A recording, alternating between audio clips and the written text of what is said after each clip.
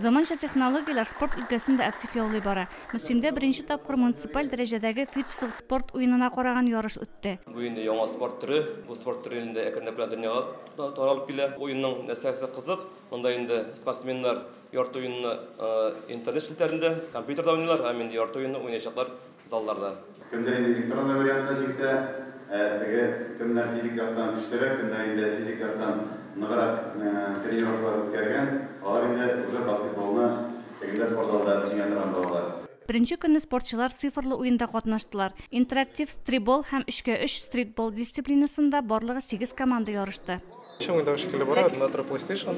Балаларға бері джойстиктер, PlayStation күрінешек шоу проектордан, балалар ойнағанда. Шарага жанатарлар да күп килгән иде. Дуслары, сыйныфташларының уенын зур экраннан карап булу мөмкинлеге мәктәп укучыларын да җәлеп иткән. Мен бүген үземнең однокласслыкларга болеть итәргә килдем. Мен үзем, что алар җиңәчәкләр.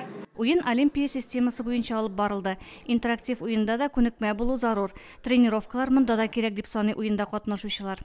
Мен райцентр командасының капитаны, командада безнең 4 кеше. Ишек алларында, ниләрендә уйнап үскән, хәзер менә яшьләргә бөтенләй үрдә бар. Алар рәхәтләнеп килеп уйнарга мөмкинләр, ярышлар үтә, менә шулай яшьләргә развивация итәргә күбрәк тагын бер әйбер булды. Уенның икенче көне яшьлек универсаль спорт залында үтте. Бирдәге ярышлар да район яшьләре өчен зур бәйрәмгә әверелде.